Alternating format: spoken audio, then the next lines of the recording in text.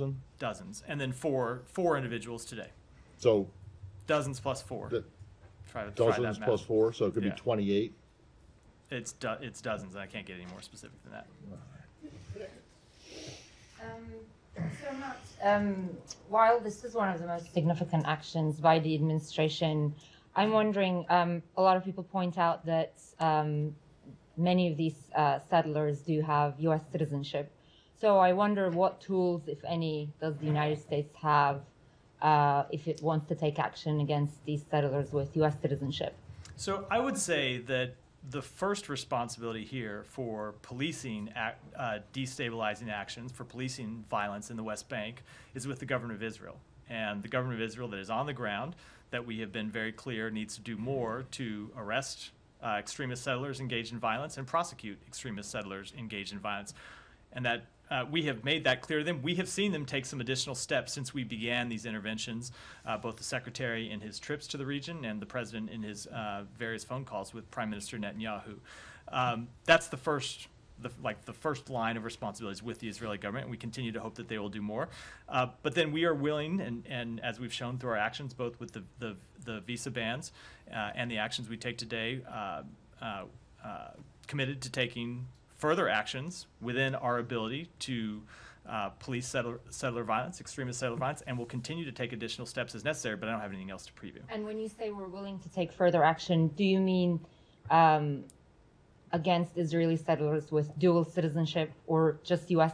citizenship? I just don't have any further actions to preview today, but we think it's important that extremist settler violence that those involved in it be held accountable for their actions, whatever their citizenship. Okay, and there is also another criticism out there that this reduces the problem just to individuals, whereas there seems to be a targeted institutionalized effort to expand the settlements in the West Bank.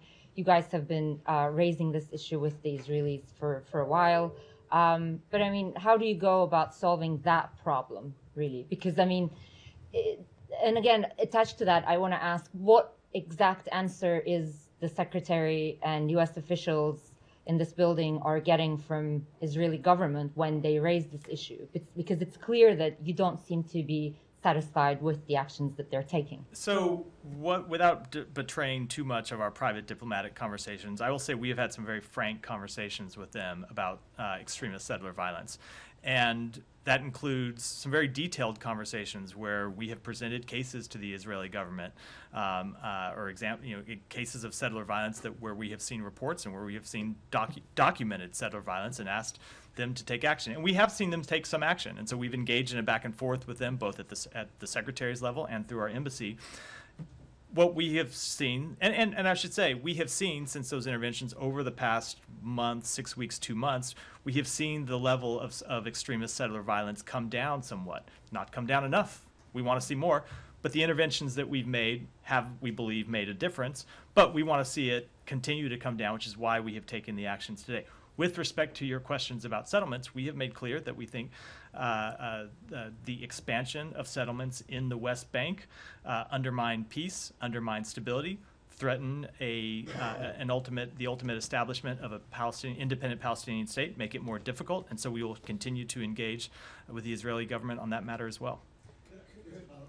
Let me go Sean first. Let me go Sean first, and I'll come back to say. Just on the Israeli response to this, you've probably seen Netanyahu's office is saying, "Hey, look, Israel." I mean, I'm paraphrasing. Israel has laws. We punish people who break the law. We don't need the U.S. to do this.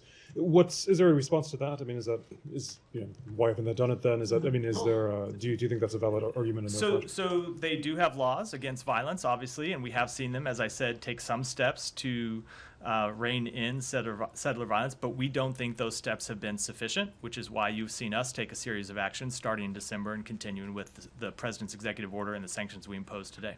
Sure. That's peripherally related, but if you want to... Yeah, go ahead, Saeed. I just want to clarify the point that Mike made on both regarding U.S. citizens. If they have like assets and properties and so on, could they, or is that a Justice Department issue? Could they be seized or frozen or something like this? This executive order is targeted at foreign persons. Okay, all right. And on the issue of the settlement, you've leveraged sanctioning the settlers, extremist settlers and so on, but you are not leveraging the settlement expansions and so on. So I know Humaira asked, but I didn't really quite understand what you tried to say. My answer was that we have been quite clear that we oppose the expansion of settlements. We believe that they undermine prospects for the establishment of an independent Palestinian state. They threaten peace and security and stability in the West Bank, and we have made that clear with the government of Israel. We'll continue to make it clear with them. Is that including efforts to reverse some of the settlements, the legal settlements back? We have made clear that we oppose the expansion of settlements. Obviously, the issue of settlements has been a topic of dispute for some time, something that we have said needs to be resolved in final negotiations over the establishment of an independent Palestinian state, but we oppose the expansion of settlements. I have a couple more, but if I may. Go ahead. Yeah. Yeah. Have you heard about the HR 6679 that was passed today in the House I about restricting visas of Hamas, but also the PLO? I mean, the PLO is someone that you interlocute with. They have come. They come to New York. They come to other places and so on. How is that going to affect them? Why is that? Well, it's not. Of Right course, now, it's it a has no effect because it's congressional draft thing, yeah. legislation. Yeah. We don't have. I don't have any comment on draft all right. legislation. Okay, that's fine. And just a couple more things. The chiefs of WHO, UNICEF, and several other organizations and NGOs. Sorry. They're Bad. You're old enough to remember. You're old enough to get the joke. The WHO. I think you mean. Yeah. Right. yeah, WHO. That's on okay. first. Who is on first? Yeah. Yeah, Who's on second? first, exactly. What's on second? That's right. All What's right. on second? We know that That's one. right. Okay. That's right. All Thank you. Thank you. There are a lot of people in this room that have no idea what we're talking about right Yeah. now. Well, we Sorry, know, go we ahead. know it. Us old Right. timers know it. Go ahead, Sai. All right. So, the chiefs of these organizations have warned that, suspending financial aid is going to result in a, total disaster. I mean, there are reports about, just booming famine and so on. And I know I asked about this yesterday, but it seems to gain more urgency, especially that Lazrani said that without the aid, they can operate. They cannot possibly operate beyond the end of this month. So I don't really have anything to add to what I said yesterday, which is that, number one, there is an urgent humanitarian crisis in Gaza. It's what has animated all of the efforts from the Secretary and others in the U.S. government to try to get humanitarian assistance in. Number two, UNRWA plays a critical role. You have heard us say that dating back to before Friday when these allegations were announced publicly and we temporarily paused our aid. You've seen us say it since then. And number three, that is why we think it is so important that the United Nations conduct a prompt, thorough investigation to make sure that there is accountability and make sure that any reforms that need to be instituted are put in place. It is, as I said yesterday, precisely because the need is so dire that it's important that the United Nations conduct a prompt and thorough investigation. Can I just Yeah. do one thing on this?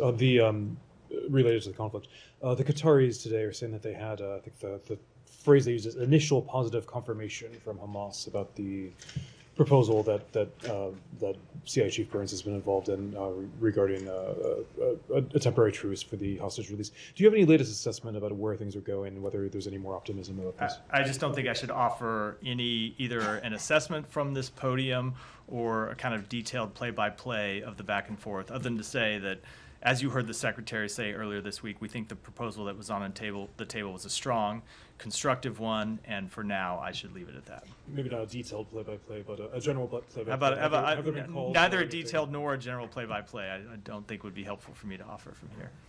The Secretary met with some Palestinian Americans today for a roundtable. A number of people have said they refused the invitation in protest of the administration's policies toward Gaza. Do you have any comment? So the Secretary did meet today with a number of leaders of the Palestinian American community. It was the latest in a series of meetings that the Secretary has had with individuals and organizations, both within the department and from outside the department that hold a wide range of views across the ideological and political spectrum. And he has held these meetings because he thinks it's important to hear directly from individuals, as I said, both inside the State Department and outside the State Department.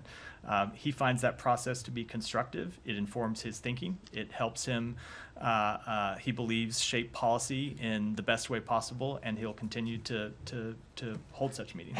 Has it shaped policy, any of these meetings, though? I mean, we haven't really seen. I can say that every interaction that we have enters into the secretary's thinking and enters into other policy makers' thinking in the administration. That doesn't mean that, obviously, that we agree with every person that we meet with. It doesn't mean that we expect them to agree with everything that we say. Of course, that's not true. But we find the give and take valuable. And yes, it very much does inform his thinking and informs the decisions that he makes. Can you say how many people attended the roundtable today? I don't. The meeting was ongoing when I came down here for the podium, so I don't have a detailed readout. Alex. Thank you, Matt. A couple of questions. Assuming we will see you next couple of days. Can you speak to the EU's today's decision of 50 billion package to Ukraine, its significance, and how much do you think it should hold a mirror up to the U.S. Congress? So we welcome the continued support of our European allies and partners for Ukraine as it defends itself from Russia's aggression. And I would say, as you have heard multiple people from inside the administration say, it is important that the U.S. Congress act as soon as possible to advance our national security interests by helping Ukraine defend itself and secure its future. And I think the decision by the EU today just highlights something that you have heard the Secretary say over and over again, which is it is not just the United States that is supporting Ukraine. It is a broad coalition of allies and partners in Europe and around the world who are doing so. And in fact, when you look at the financial contribution that has been made to support Ukraine, the European nations have contributed more. The United States has contributed somewhere around $75 billion in assistance. The European nations collectively have contributed around $110 billion. So this is very much a collective effort, and we believe it is in the national security interests of the United States that the Congress do its part and step up and pass the supplemental request that the President has put forward. Thank you. Separately staying on the region, Russia today has extended the detention of RFE reporter Al-Sukur Mashava. First of all, your reaction to it, and secondly, some European countries sent their representatives to the processing. Why weren't the Americans in the room? So we are aware of the extension of her detention in Russia. We remain deeply concerned about this matter. We have no higher priority than the safety and security of U.S. citizens. And I will say, with respect to her detention or her hearing today, because of Russian government-imposed staffing and travel restrictions, Embassy Moscow was unable to attend the hearing in Kazan, where she is being held. We continue to seek consular access to Ms. Kumasheva and insist that Russia allow consistent, timely consular access to all U.S. citizens. And I will say, because although we were not able to attend the hearing because of these Russian government-imposed staffing and travel restrictions, we are in close touch with her legal team about the matter. Thank you. Finally, on Azerbaijan, yesterday I asked you about snap elections in Azerbaijan. The OSCE overnight came up with its initial report, highlighted some concerns, particularly the candidates, previously supporting the current president. Where are you standing on this? I just don't have any comment on the internal elections inside Azerbaijan. Is that because it's not significant enough? I'm sorry, I just don't have any comment on it. I also followed the events in Georgia. The prime minister stepped down and got replaced. Actually, it's being replaced with another ruling party leader. What's your reading about So we're obviously aware of the formation of a new government and the discussions coming up in Parliament. Our embassy works closely with the Georgian government, and we look forward to continuing that relationship. Thank you. Abby, I just had one follow-up on the line of questioning earlier with Humaira about the individuals who had been sanctioned earlier today. Senior administration officials had said some of those individuals had already been prosecuted under the Israeli system. How many of the four had already been prosecuted? 3 of those 4 had been prosecuted, 1 had not. So the actions that had already been taken, did you feel that those actions didn't go far enough that the Israelis took? We thought it was appropriate to take additional U.S. government action, and we will continue to monitor the levels of extremist settler violence and will not hesitate to take additional actions as necessary. Go ahead. Thank you, sir. Sorry, Michelle, I'll come to you next. No. Thank Yeah, you, sir. go My ahead. question is about U.S.-India diplomacy or diplomatic relations between the two countries. India's top diplomat to the U.S., Ambassador Taranjeet Singh Sandhu, he is ending his tenure today after almost 4 years, or one of the longest serving India's diplomat to Washington. What he said that he has been thanking the State Department the media and also people of the United States for cooperating with him, his tenure in Washington. During the last few weeks at farewells, he said that diplomatic relations between the two countries have gone up between President Biden and Prime Minister Modi. But also at the same time, because when he arrived in Washington, the very next month COVID started and he was stuck 2 years in the embassy or in the residence. But at that time, thousands of students and Indians were stuck in Washington because colleges, universities, and schools were closed. And with the help of the State Department, and he was able to send them back to India via India. My question is that also he met with the Secretary of State also quite a few times. And he was also, of course, instrument of bringing Prime Minister Modi last year in June in Washington, and finally G20 visits also he had. So where his tenure stands as far as State Department is concerned or Secretary of State is concerned, where do we go, where we stand today after he's leaving today? So I would say that our partnership with India is one of our most consequential relationships. We work closely with India on our most vital priorities. We have had a close working relationship with the ambassador, have been able to work with him on a number of those shared priorities, including the crucial role India plays in ensuring a free, open Indo-Pacific that is connected, prosperous, secure, and resilient. We wish him well in his future endeavors and look forward to welcoming his replacement. And finally, do ambassadors play different roles, different ambassadors when they come to Washington here? Let's say many other Indian diplomats were here, ambassadors, and many will be coming back or new will be coming back in replacing him. So I think every ambassador approaches their tenure differently, both inside countries from ambassador to ambassador, and in my experience, among different countries who are represented here in Washington. Finally, how do you put relations between Secretary of State Blinken and India's Defense and Foreign Minister, Dr. Jaishankar? They have a close working relationship where they are able to engage on some of our most urgent and important priorities. Obviously, the Secretary has traveled to India to meet with the Foreign Minister on a number of occasions. He's welcomed him here. He's met with him in New York on the margins of the UN General Assembly, and we look forward to continuing to work with him. Michelle. Thank you very much.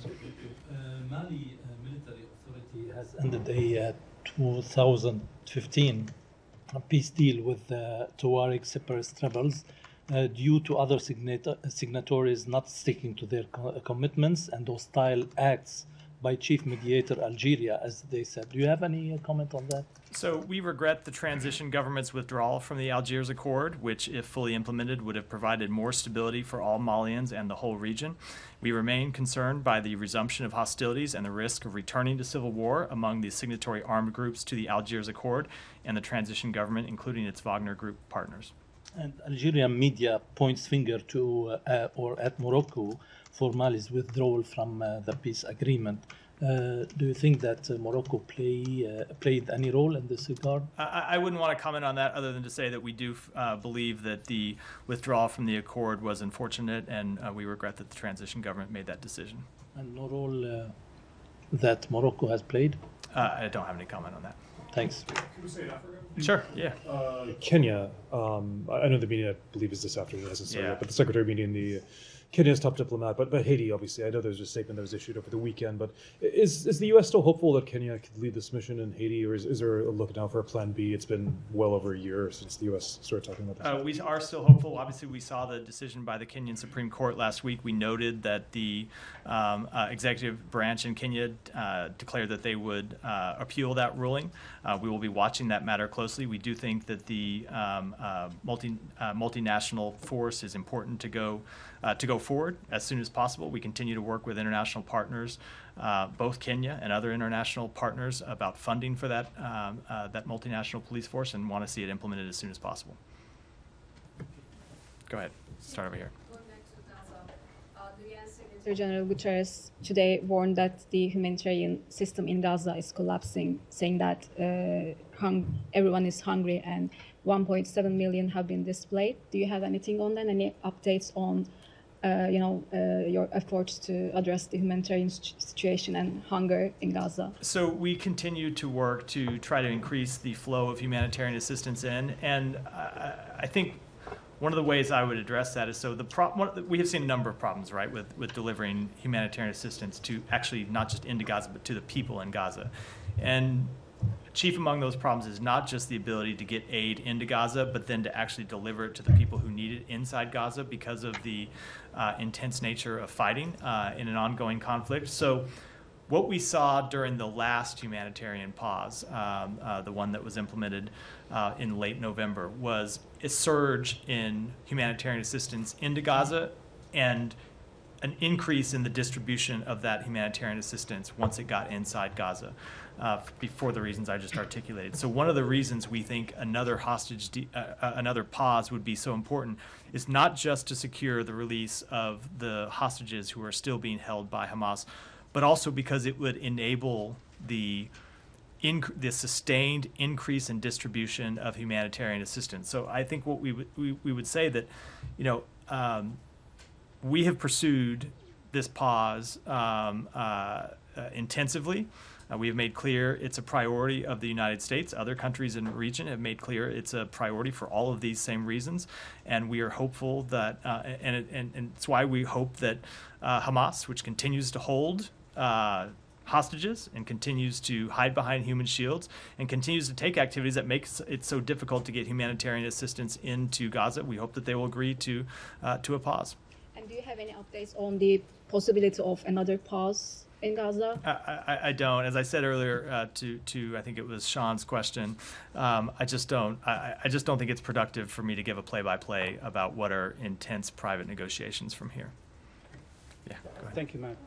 After the attack in Jordan, the Iraqi government took some steps, and they made these groups to put statements and suspend their attacks.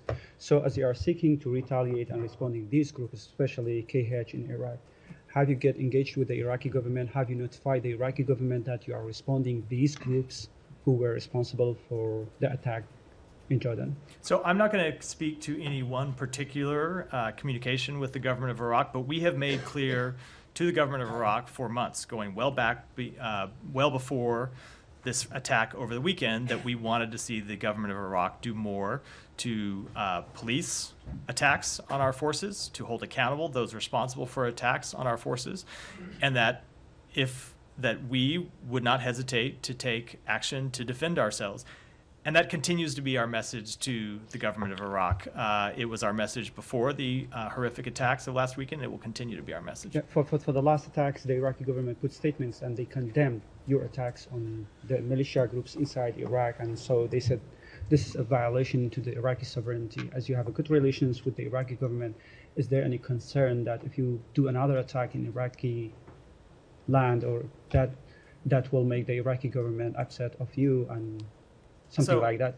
So I am not going to, it's difficult to answer that question without commenting on the location, let alone the timing of future attacks, which I am not, or future responses that the United States might take, which I am not going to do, as we consistently have not done from this podium. But as a general matter, we have made quite clear to the Iraqi government, as I've just said before, that we will not hesitate to defend U.S. forces. We have taken action to defend U.S. forces inside Iraq. It is our responsibility to do so, and we will continue to do that. Recently, the House Foreign Affairs Committee was holding a meeting on the former Afghan security forces and the U.S. allies in Afghanistan who left behind by the Biden administration. They are killing and torturing systematically by Taliban. What does the Biden administration is doing to protect them, the former U.S. allies in Afghanistan? Again, I was not following that here, and I'm not familiar with all the testimony that's given. So I'm reluctant to comment in detail. But we continue to call on the Taliban to take steps to gain international legitimacy, to stop the crackdown on the legitimate expression by its own people, and that's what we've done. What we'll continue to do. Got one more, and then I got to go by. More than 2 years have passed since the collapse of Taliban collapse of Kabul by Taliban. But based on the CNN report, more than 80,000 SIV cases are still pending. Don't you think, by considering the situation in Afghanistan, the U.S. Biden administration should accelerate those cases? We have been working very hard to accelerate those cases and work through the backlog, and we'll continue to do so all the way in the back. Because I apologize yesterday for missing you. So let me make sure I get to you today. Thank you.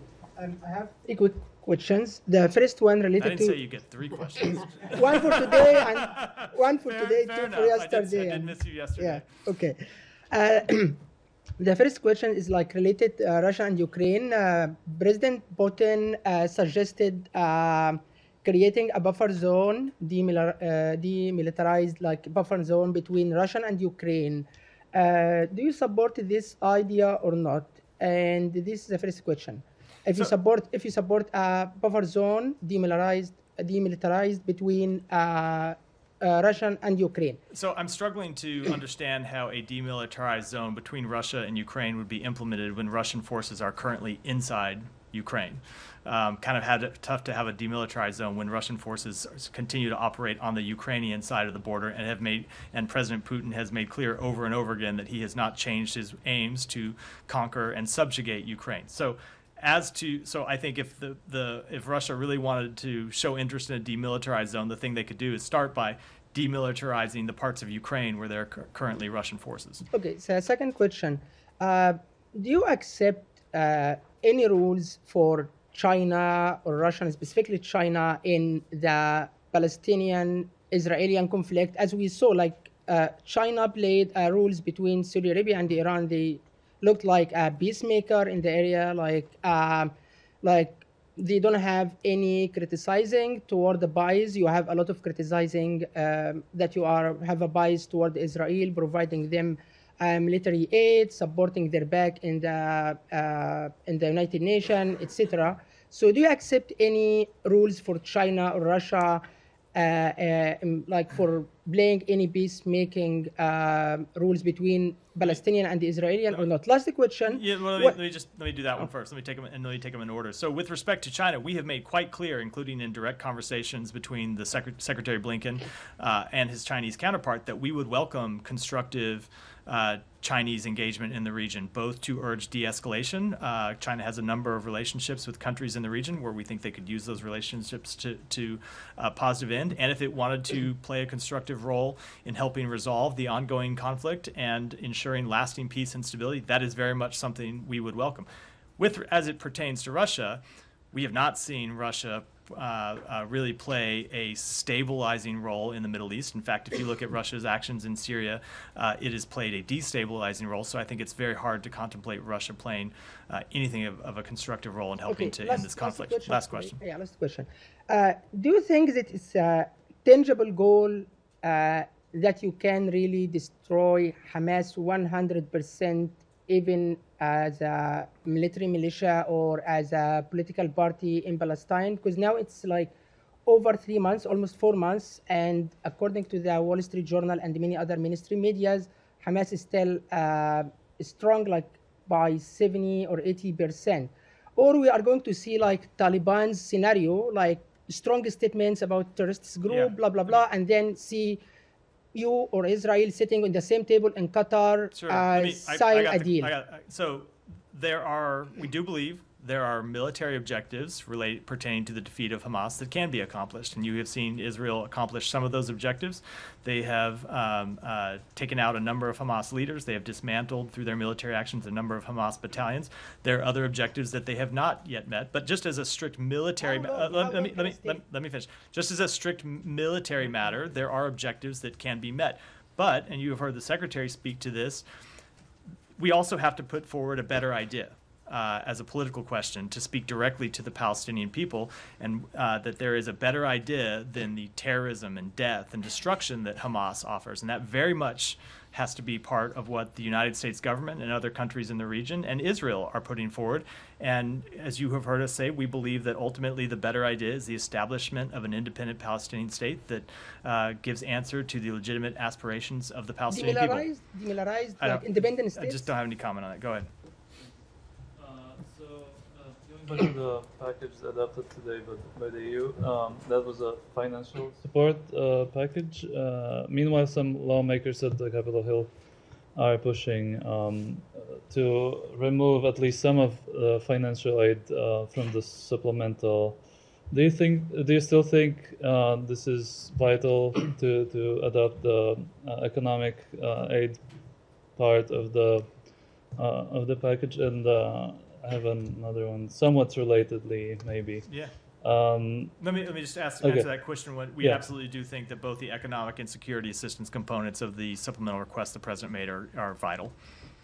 Okay. And so Assistant Secretary O'Brien tweeted today, or X'd, about the which Assistant Secretary? O'Brien. Oh yeah. About the meeting between Secretary Blinken and Ambassador Pressman, and saying that they discussed for a discussion at a key moment in the U.S.-Hungary relationship. I wonder if you could elaborate why is it a key moment? What I would say is that Ambassador Pressman was here in Washington. Our ambassadors regularly come home for consultations, met with the Secretary as part of that meeting, and every time that the Secretary meets with an ambassador, obviously they're discussing the ongoing bilateral relationships between the United States and the country where that ambassador serves.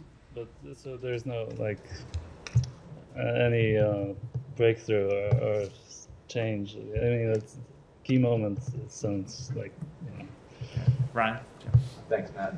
Can you shed a little light on the timeline around the UNRWA decision? The Israeli government has since shared that intelligence dossier with some members of the press. They said they shared the dossier, I believe, on that Friday. On Friday, that's correct. The decision was also announced that Friday, the same day the court ruling came out.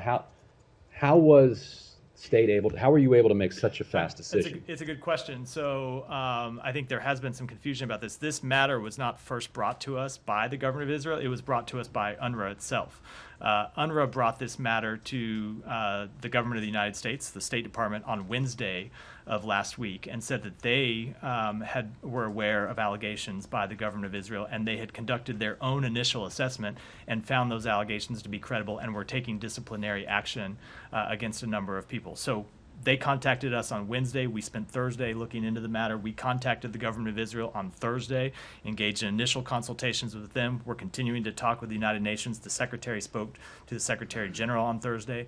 And then on Friday, we announced that decision and were briefed by Israel. But I should make very clear, our decision to temporarily pause funding was not just based on the strength of Israeli evidence, but it was based on UNRWA's own conclusion that those allegations were credible. Was there any concern internally that releasing the announcement within about an hour or so of the ICJ court ruling, which one thing it did was, instruct Israel to make sure that humanitarian aid was flowing, that announcing it so close together would seem like a repudiation in some ways? No, there was no concern, but also the United Nations had made its announcement, and we thought it was important that given that the United Nations had made that announcement, and that's not timing we control, they made that announcement Friday morning.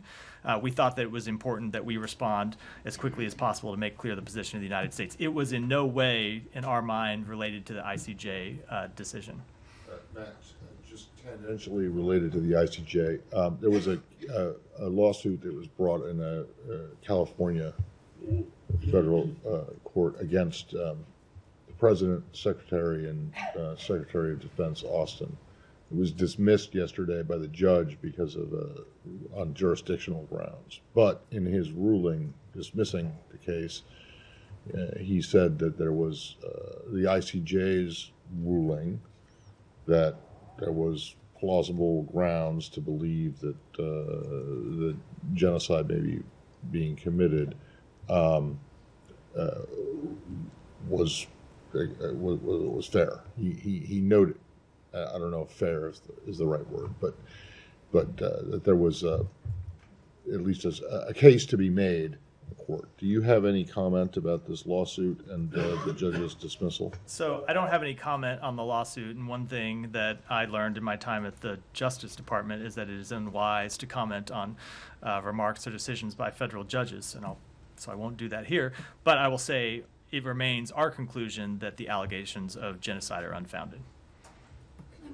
Go ahead. On my previous questioning. Follow up on your follow-up? Yeah. Your first one was a follow-up to somebody else. So the message of this EO and these sanctions is to try to say that the Israelis need to take further action against the perpetrators of violence in the West Bank If that's the case, why would you sanction people Israel had already taken action against? Wouldn't it have sent a stronger message to sanction those who had not yet been prosecuted? So a few things. Number one, it is very much to send the message that we think more needs to be done by the government of Israel. Number two, that we will also take action on behalf of the United States, both against those who engage in settler violence and extremist settler violence that have been prosecuted by governments, and others who have not. There was one today who was not. Part of that message is not just to the government of Israel, but also to people who themselves who might be considering engaging in acts of violence, to let them know that the United States government is watching and will take action.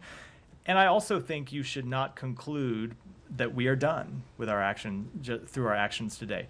The executive order was just promulgated today, gives the State Department and the Treasury Department new sanctions authorities that we did not previously have. We will not hesitate to use those sanctions authorities if it's appropriate to do so.